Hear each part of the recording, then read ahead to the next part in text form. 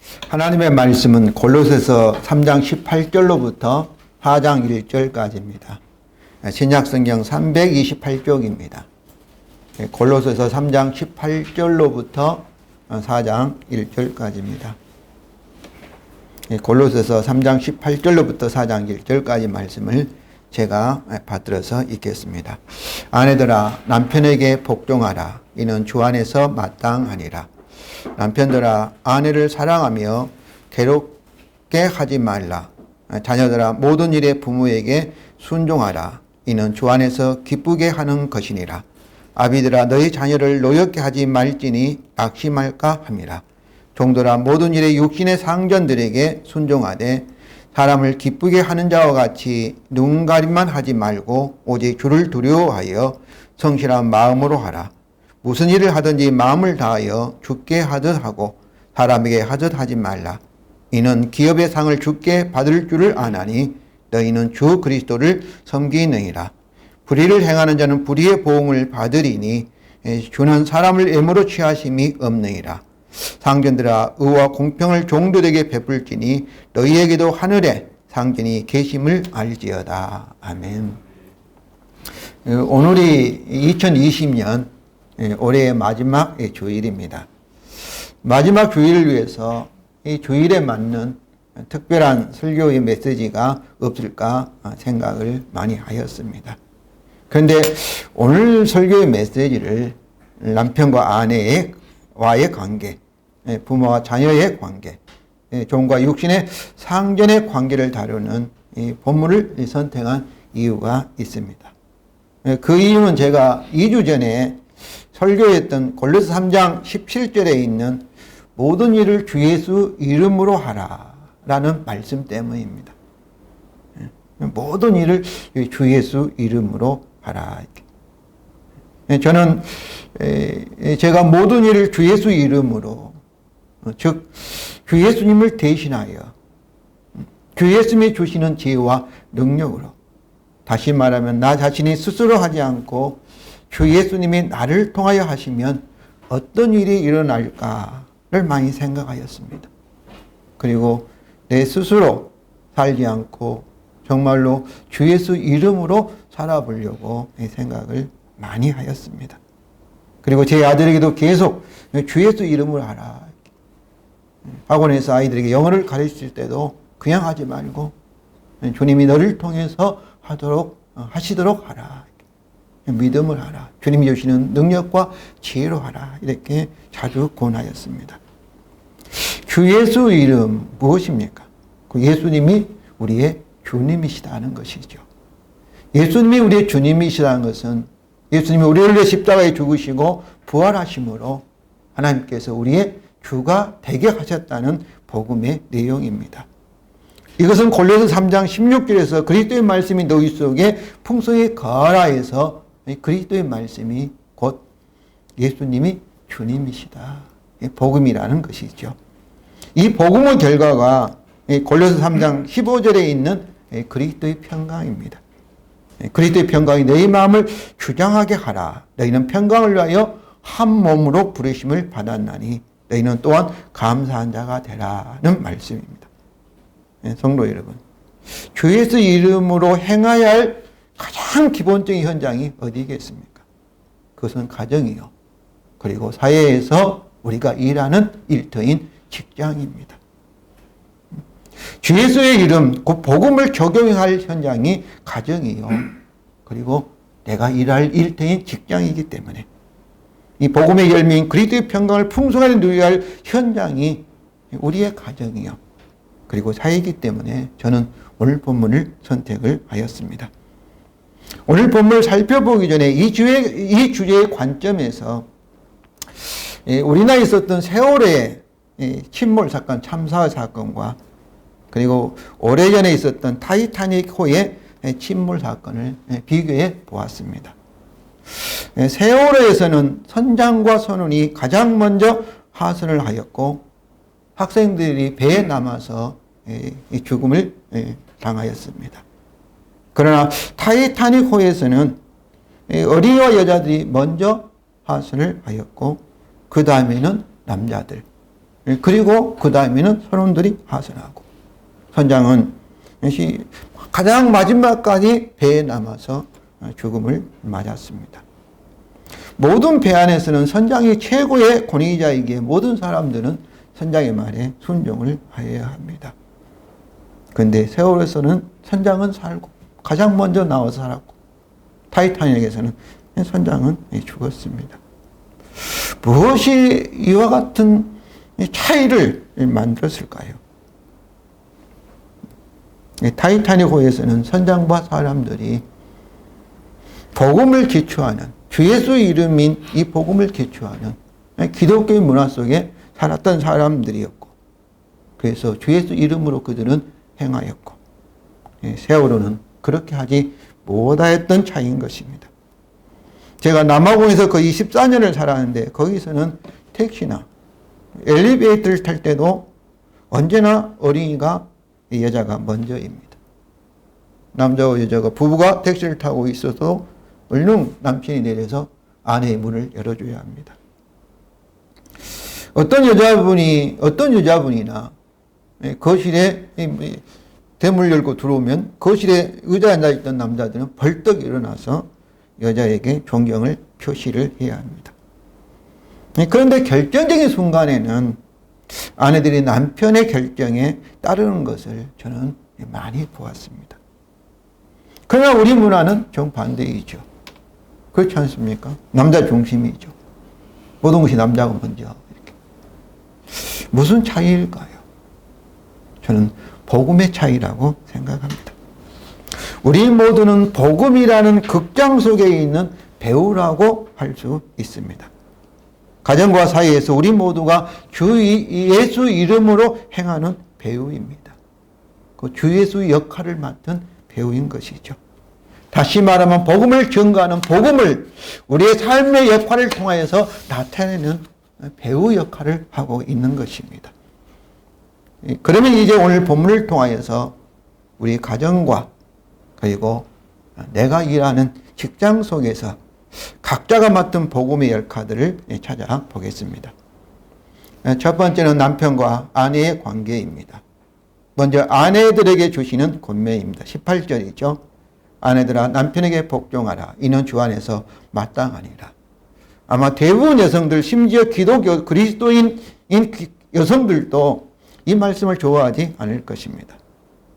남성 중심주의에 탈피하 여성의 권익 신장을 포함한 성별의 불평등의 타파를 주장하는 페미니스트, 여권주의자들, 여성평등주의자들은 말할 것도 없겠지만은 남성을 적대하고 혐오의 대상을 삼고 여성 우월을 주장하는 이 오마드의 들이 있습니다. 오마드라는 그런 사이트가 있는데, 오마드는 어떻게 했어요? 남편에게 복종하라는 이 성경 말씀을 극단적으로 증오할 것입니다. 또 이런 여성 우월주의를 대항하는 여성 혐오를 주장하는 또 남자들 중심적 일베 사이트가 이렇게 활발하게 활동하고 있습니다. 오마드들은 여성의 사제소임과 임신 중절에 반대하는 기독교를 남성 우월주의, 아주 나쁜 그런 종교로 맹렬히 비난하고 있습니다. 그런데 아내들은 남편에게 복종하는 말씀이 남성 우월주의를 지지하는 말씀일까요? 물론 역사적으로 이 말씀이 잘못 이해되어 여성을 혐오하고 차별하였던 적이 많이 있었고, 현재도 여성들이 차별 대우를 받고 있는 현실임을 인정합니다. 이런 현실 때문에, 이런 역사적인 사실 때문에 여성들 하여금 이 말씀을 심리적으로 거부하도록 하는 것 같습니다. 그러나 아내들은 남편에게 복종하라는 말씀은 남성 우월주의를 지지하거나 여성을 차별하는, 여성을 무시하는 말씀이 결코 아닙니다. 여기서 복종하라는 이 말씀은 뭐뭐 아래라는 전치사 휘포와 그리고 두라, 가져다 놓아라 라는 동사인 타소의 합쳐진 합성어입니다. 이것은 스스로 자기 자신을 뭐뭐 권위 아래 두라, 자기 자신을 권위 아래 놓아라는 그런 의미입니다. 아내들은 남편에게 복종하라는 것은 아내가 강제적인 의무나 억지로 남편의 권위에 복종하라는 것이 아닙니다. 이렇게 하면 아내는 평강이 아니라 쓰라린 분노로 가득 찰 것입니다. 그럼 왜 성경은 아내들은 남편에게 복종하라 이렇게 말씀하는 것입니까? 남편에게 복종해야 할 이유는 바로 이것을 통하여서 이 그리스도의 복음을 나타내기 때문입니다. 18절 하반절입니다. 이는 주 안에서 마땅하니라. 원래 이것이 주 안에서 마땅했던 것 같이 그런 뜻입니다. 또는 이것이 주 안에서 이루어졌던 사실과 마찬가지로 이런 말씀입니다. 그럼 주 안에서 이루어졌던 사실이 무엇이겠습니까?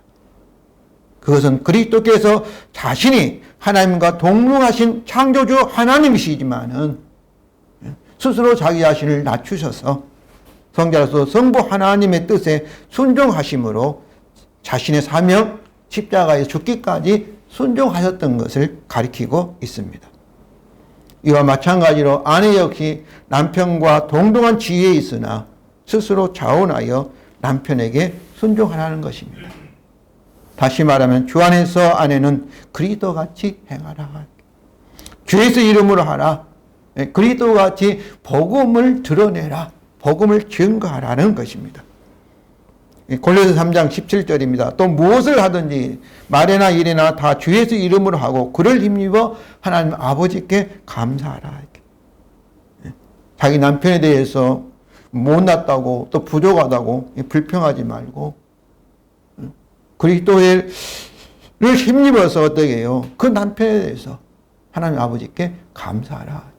하나님 주신 최고의 선물로 알고 감사하면서 모든 말이나 일에서 다 주 예수 이름으로 남편에게 순종하라는 것입니다. 그러므로 아내들은 남편에게 복종하라는 말씀은 여성을 비하하는 것이 결코 아닙니다. 그리스도 안에서 아내는 남편은 하나님의 형상으로 회복된 동등한 세 사람입니다. 평등한 세 사람입니다. 그리스도 안에서 남편과 아내의 신분은 나 플러스 그리스도입니다.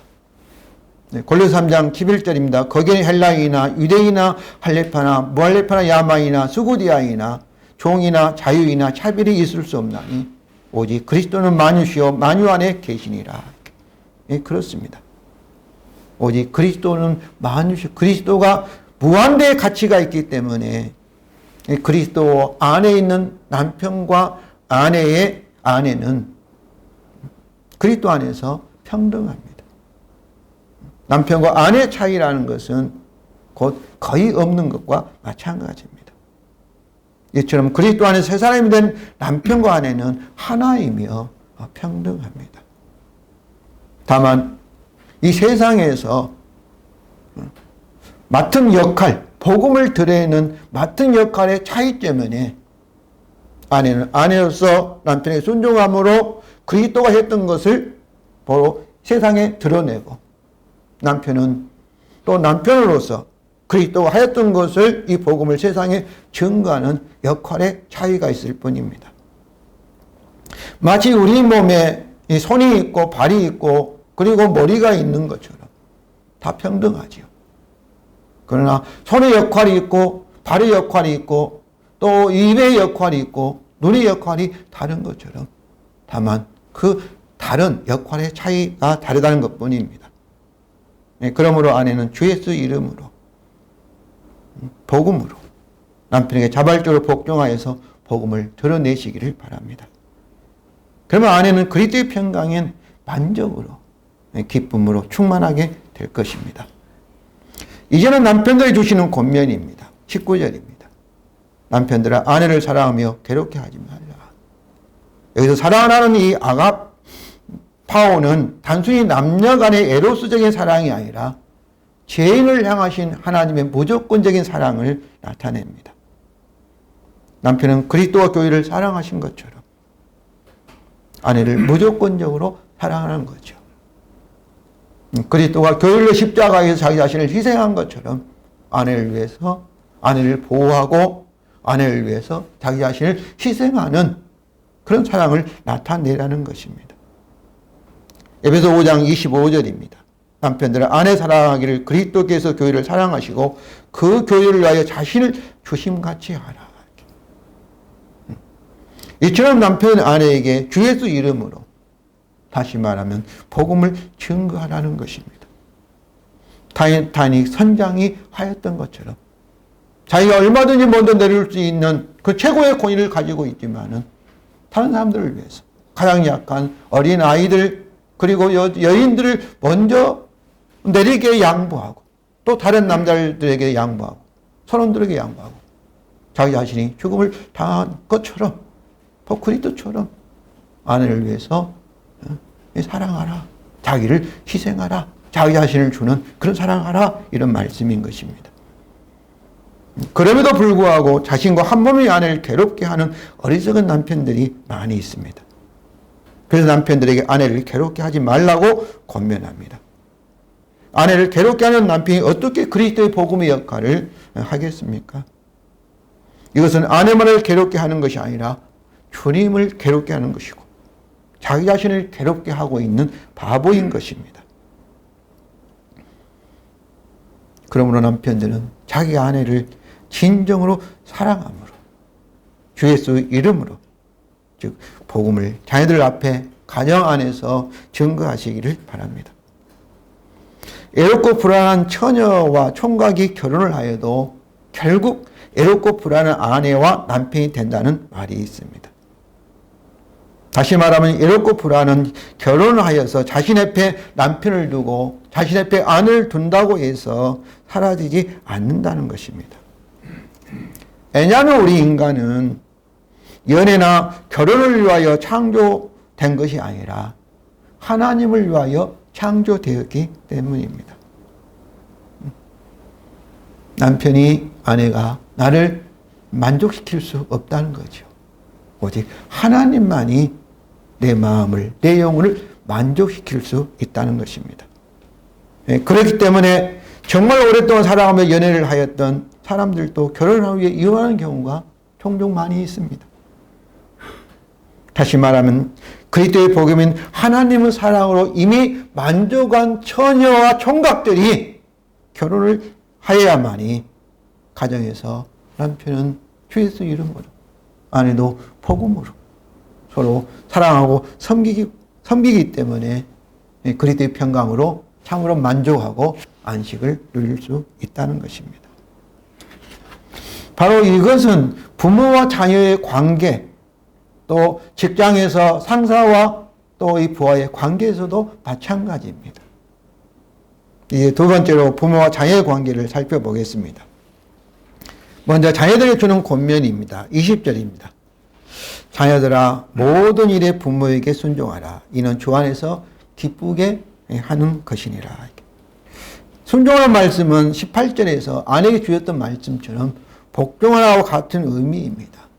자녀들은 자기 자신을 부모의 권위 아래 놓아두라. 그런 의미인 것이죠. 그런데 여기서 모든 일에는 일상적인 모든 일이 삶의 모든 생활 속이라는 그런 의미입니다. 자녀의 일상적인 모든 삶에서 자녀는 언제나 부모의 권위를 인정하고 자기 자신을 부모의 권위 아래 놓아두라. 다시 말하면 순종하라는 것입니다. 자녀들이 부모에게 순종해야 할 이유는 20절 하반절입니다. 이는 주 안에서 기쁘게 하는 것이니라. 부모도 자녀도 주 안에서는 새 사람으로서 하나님 형상을 가진 평등하고 소중한 존재들입니다. 그러나 자녀가 부모의 권위를 인정하고 순종하는 것은 하나님의 언약적인 사랑의 차원에서 주님은 부모의 권위 아래 있는 자녀를 다루시기 때문입니다. 다시 말하면 주님께서 부모에게 복음을 맡겨주시고 그리고 그 부모를 통하여 자녀들에게 복음을 전하고 또 복음으로 양육하기를 원하시기 때문입니다. 부모는 자녀들을 그리스도의 복음으로 양육할 책임이 있습니다. 자녀들은 부모에게 복음을 배우고 복음의 역할대로 부모에게 순종하는 것은 주님에게 순종하는 것이며 주님을 기쁘게 하는 것입니다. 그러나 자녀들이 부모에게 불순종하는 것은 부모를 통하여 복음을 배우지 못하고 주님의 보호의 울타리를 벗어나는 것입니다. 이것은 아주 위험합니다. 이는 주님의 언약적인 사랑의 보호를 받지 못하며 마귀의 올무에 빠지기 쉽습니다. 부모를 통하여 증거하는 이 복음을 참으로 알지 못하여 복음이 주는 참으로 그 유익을, 복음이 주는 기쁨과 평안을 누리지 못하게 할 것입니다. 그러므로 자녀들은 주 예수 이름으로 부모에게 순종하여서 복음으로 양육을 받으시기 바랍니다. 부모에게 순종하는 것이 주님께 순종하는 것입니다. 부모에게 순종하는 것이 주님을 기쁘게 하는 것입니다. 이제 부모들에게 주시는 권면입니다. 21절이죠. 아비들아 너희 자녀를 노엽게 하지 말지니 낙심할까 함이니라. 부모는 자녀에게 복음을 보여주며 가르쳐야 할 사명을 가졌다고 말씀드렸습니다. 그런데 부모가 자녀를 노엽게 하면은 복음의 내용 하나님의 사랑을 전달하지 못하게 합니다. 그러한 부모는 자녀로 하여금 부모를 신뢰하지 못하게 하며 부모를 통하여 주시는 하나님 아버지의 사랑을 믿지 못하게 할 것입니다. 그 결과로 하나님의 사랑은 하나님이 아니라 자신의 부모와 같이 조급하며 화를 잘 내고 변덕스럽고 무서운 하나님으로 오해하게 만듭니다. 이런 경우에는 어릴 때는 부모님 때문에 교회를 잘 다니지만은 그러나 자라서 청년이 되고 장년이 되면은 교회를 떠나는 가난한 성도가 되고 맙니다. 이것은 자녀들이 복음이 주는 그리스도의 평강을 누리지 못하며 결국 낙심하게 만듭니다. 안타깝게도 교회에서는 천사이지만 가정에만 돌아오면 악마와 같이 되는 많은 이들이 있다고 합니다. 교회에서 보여주던 천사와 같은 미소가 가정에서는 악마 같은 독침으로 변하는 것입니다. 사실 저도 같은 모습을 보일 때가 많았습니다. 성도들 앞에서 꾸며진 신앙의 얼굴을 하다가 복음을 전하다가 집으로 돌아오면 짜증의 얼굴을 변해버린 적이 많았음을 인정합니다. 가정에서 더 많은 사랑을 줘야 함에도 불구하고 가까운 사람에게 복음을 보여주며 복음을 나타내야 함에도 불구하고 우리들은 가깝다는 핑계로 하나님 아버지의 언약적 사랑의 통로라는 사실을 잊어버리고 복음의 역할을 하고 있다는 사실을 잊어버리고 자녀들에게 너무나 아픈 상처를 쉽게 주는 것 같습니다. 복음은 말로만 설교만 하는 것이 아니라 가까운 사람에게 보여주지 못한다는 것이죠. 정말로 부모들은 자녀들에게 하나님 아버지의 사랑을 보여주면서 복음을 가르치고 복음으로 양육할 그런 사명을, 권위를 가졌습니다. 그러므로 부모들은 하나님 아버지의 사랑을 말과 행위를 통해서 보여주고 아버지의 사랑을 보여주는 복음으로, 다시 말하면 주 예수 그리스도의 이름으로 자녀를 양육하여서 여러분의 자녀들이 복음이 주는 그리스도의 평강을 충만하게 누리게 하기를 바랍니다. 이제 마지막으로 육신의 이 상정과 종의 관계에 대해서 살펴보겠습니다. 오늘날은 종이나 노예 제도가 없습니다. 그러나 사회 곳곳에 상사와 부하의 관계는 존재합니다. 길거리에 가면은 경찰이 있고 또 이게 뭐 동사무소만 가도 이 공무원이 있고 우리 사회는 곳곳 이 권위자들이 다 우리 주위에 많이 있습니다. 먼저 종들에게 주시는 권면입니다. 22절과 23절입니다. 종들아 모든 일에 육신의 상전들에게 순종하되 사람을 기쁘게 하는 자와 같이 눈가림만 하지 말고 오직 주를 두려워하여 성실한 마음을 하라. 무슨 일을 하든지 마음을 다하여 주께 하듯 하고 사람에게 하듯 하지 말라. 22절 23절에서 종들에게 주시는 권면인데 여기서 오직 주를 두려워하여 주께 하듯 하고, 종이 주인을 위해 일하는데 계속해서 주님이, 눈에 보이지 않는 주님이 강조되고 있습니다. 눈에 보이지 않는 주께, 주님을 섬기라, 이런 말씀이죠. 여기서 사도 바울은 노예 제도나 사회적인 불평등을 지지하는 것이 아닙니다. 그리스도 안에서 종들이 육신의 상전에게 진심으로 순종하라는 것은 그리스도 안에서 종이나 상전의 신분의 차이가 없어졌고 영원히 동등하여졌기 때문입니다. 종들이 이 세상에서 그리스도의 평강을 위해서 임시적으로 또 일시적으로 종의 신분을 유지하라는 것입니다. 고린도전서 7장 15절입니다.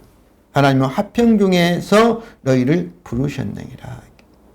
화평을 위해서 과거가 혁명적으로 자기의 신분 철폐를 하지 말고 이 세상에 사는 동안이라도 종의 신분을 유지하라. 뭐를 위해서? 사회적인 평화를 위해서 이렇게 권면하고 있는 것입니다. 그러나 바울은 종의 신분의 변화를 금지한 것이 아닙니다. 고린도전서 7장 20절부터 23절입니다. 각 사람은 부르심을 받는 그 부르심 그대로 지내라. 네가 종으로 있을 때 부르심을 받았느냐 염려하지 말라. 그러나 네가 자유롭게 될 수 있거든 그것을 이용하라. 주 안에서 부르심을 받는 자는 종이라도 주께 속한 자유인이요 또 그와 같이 자유인으로 있을 때에 부르심을 받은 자는 그리스도의 종이니라. 너희는 값으로 사신 것이니 사람들의 종이 되지 말라. 이처럼 바울은 종들에게 자유롭게 될 수 있는 기회가 있다면 그 기회를 이용하여서 자유인이 되라고 권합니다. 그리고 할 수만 있다면 사람들의 종이 되지 말라고 명령합니다. 그러나 이 주 안에서 부르심을 받은 종들은 주께 속한 영원한 자유인이기 때문에 화평을 위하여 세상에서 임시적으로 종으로 그냥 지내도 괜찮다는 것입니다. 염려하지 말라는 것입니다. 그래서 바울은 종들에게 육신의 상전들에게 오직 주를 두려워하는 마음으로 사람에게 하듯이 하지 말고 주께 하듯이 하라고 권합니다. 즉 상전들에게 주 예수 이름으로 하라. 상전들에게 복음을 증거하라는 것입니다. 종들은 그리스도의 종이기 때문에 육신의 상전을 이 세상에서 하나님 세운 권위자로 인정하면서 주님의 이 명령에 순종하면은 명령대로 육신의 상전에게 하는 것은 곧 누구에게 하는 것이겠어요? 주님께 하는 것입니다. 이것은 정부의 권위에 순종하는 것도 마찬가지입니다. 로마서 13장 1절과 2절입니다. 각 사람은 위에 있는 권세들에게 복종하라. 권세는 하나님으로부터 나지 않음이 없나니 모든 권세는 다 하나님께서 정하신 바라. 그러므로 권세를 거스르는 자는 하나님의 명을 거스림이니 거스르는 자들은 심판을 자취하리라. 현재 정부는 죄송합니다. 코로나19를 인하여 교회들에게 비대면 예배를 요청을 하고 있습니다. 저는 정부의 정당한 권면이라고 생각합니다. 그럼에도 불구하고 어떤 교회들은 정부가 예배 자유를 부정한다고 주장하면서 정부의 권세에 도전하고 있습니다. 그 최근에 나온 코로나19 확진자 수 중에서 교회에서 나온 확진자 숫자가 3분의 1이 넘습니다. 평균 하루에 1000명이 나오는데 3분의 1이 줄어든다면 한 600에서 650명 사이에 확진자 숫자가 나타날 것입니다. 이런 확진자의 증가보다 더욱 심각한 것은 세상 사람들이 교회에 대하여 극도의 혐오감을 가지게 하며 기독교인들은 말이 통하지 않는 이상한 사람들로 여기게 하고 화평의 복음의 전도를 가로막고 있다는 사실입니다.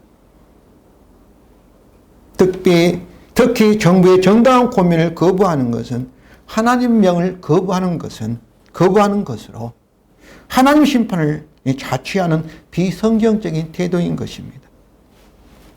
그렇다면 무조건 정부의 말에 절대 복종하라는 말씀이 아닙니다.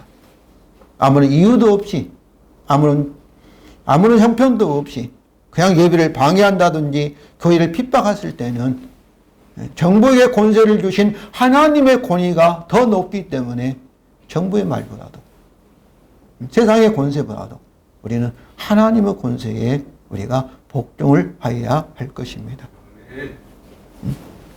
저는 우리 교회는 정부의 이런 요청이 하나님께서 정부를 통해 주시는 하나님의 말씀으로 생각하여서 제 나름대로는 최대한 그 말씀에 순종하려고 하여왔고 앞으로도 할 것입니다. 그러나 정부가 부당하게 교회를 핍박하고 예배를 금지한다면 그때는 누구보다 앞장서서 정부의 말보다도 정부에게 그런 권위를 주신 하나님의 권위에 순종하기를 원합니다. 바울은 종들이 죽게 하듯이 육신의 상전에게 복종해야 할 이유를 제시합니다. 24절과 25절입니다. 이는 기업의 상을 주께 받을 줄 아나니 너희는 주 그리스도를 섬기느니라. 불의를 행하는 자는 불의의 보응을 받으리니 주는 사람을 예모로 취하심이 없느니라. 이것은 너무나 당연한 결과입니다. 종이 상전을 진심으로 섬기는 것은 주님을 섬기기 때문에 주님으로부터 마땅히 상을 받을 수밖에 없는 것이죠. 여기서 말하는 기업이라는 것은 부모로부터 받은 상속을 기업이라 이렇게 표현합니다. 그러나 이 기업의 상은 세상에서 멸시받는 천대받은 종들이 이 세상에서 어떤 걸 받는 것이 아니라 하늘에서 주님으로부터 받을 영원한 상급을 가리키고 있습니다. 그러나 이 말씀대로 우리가 회사에든지 어디서든지 우리가 그리스도 주 예수 이름으로 행하고 예수님처럼 위에 있는 상사에게 한다면은 그 사람은 그 회사에서 주위 사람들에게 반드시 칭찬을 받을 것이고 아마 인정을 받을 수밖에 없다고 생각합니다. 그렇게 하지 않는 자, 여기서 불의를 행하는 자, 왜 불의라고 표현하고 있습니까? 주님의 명령에 불순종하기 때문에 불의한 자라고 표현하고 있습니다. 불의를 행하는 자는 불의의 보응을 주님으로부터 받을 것입니다. 그러면 주님은 사람을 예모로 취하심이 없다고 얘기합니다. 주님은 종이냐 상전이냐 따라서 그를 판단하시지 않는다는 것입니다.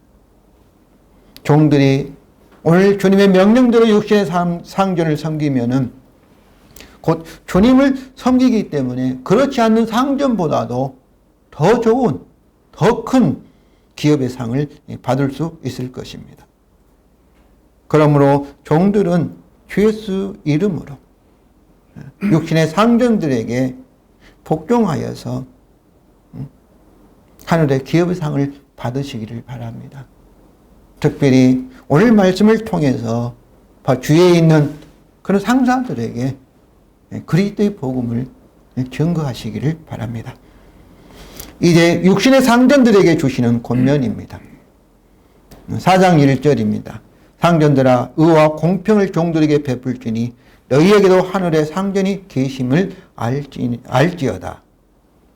육신의 상전을 또 의와 공평으로 종들에게 대하여야만 합니다. 의는 뭐겠어요?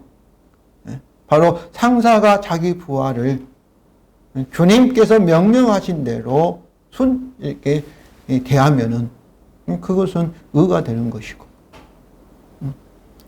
불의하게 대하면 주님처럼 대하지 않으면 그는 불의한 자가 된다는 것이죠. 이처럼 육신의 상전들도 종들에게 대함으로써 하늘에 계신 상전, 그 주님을 섬긴다는 것입니다. 그러면 24절과 25절의 말씀이 육신의 상전들에게도 해당됩니다. 이는 기업의 상을 주께 받을 줄 너희가 아나니 너희는 주 그리스도를 섬기느니라.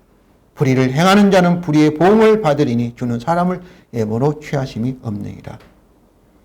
육신의 상전들이 불의로 종들을 대하면 그렇지 않는 자신의 종들보다도 주님으로부터 상급을 받지 못할 것이며 심지어 주인으로부터 불의의 보응을 받게 될 것입니다. 그러면 육신의 상전들도 주 예수 이름으로 의와 공평으로 복음을 나타내므로 자신의 종들을 대함으로 주님을 섬겨야 할 것입니다. 그러면 하늘에서 주님으로부터 기업의 상을 받게 될 것입니다. 성도 여러분, 가정에서와 사회에서, 특별히 직장에서 복음의 역할을 잘하고 있는지를 살펴보시기를 바랍니다. 주 예수 그리스도 이름으로 여러분 하셨습니까? 그리스도에서는 모든 사람은 평등합니다. 남편이나 아내나 또 자녀나 부모나 상정이나 종이나 영원히 평등합니다. 이것이 복음입니다. 이것은 본질적인 영원한 진리입니다. 그러나 여러분의 주위에 하나님이 세우신 임시적이며 기능적인 권위자들이 있습니다. 그 권위자들에게 주 예수 이름으로 순종하셔서 복음을 증거하시기를 바랍니다. 그러면 그리스도의 평강이 여러분을 주장하게 될 것이며 하늘의 상급이 기다리고 있을 것입니다. 여러분이 그 권위자를 통하여 주님을 섬기기 때문입니다. 권위자로 세우심을 받은 사람들은 아래에 있는 사람들에게 하나님의 사랑의 복음을 나타낼 통로입니다. 교회 안에서의 권위, 그리스도인의 교회는 종으로서 섬김으로써 이 권위인 것입니다. 세상의 권위는 어떻겠어요? 그 권위를 사용하여서 아래 있는 사람들을 착취하고 억압하는 것이 세상의 권위의 모습입니다. 그러므로 그리스도 예수 안에서 권위자들도 주 예수의 이름으로 아래 있는 사람들을 사랑하며 섬기시기를 바랍니다. 그리하여서 그리스도의 평강을 즐기시고 하늘의 상급을 누리시기를 받으시기를 주님의 이름으로 축원을 드립니다.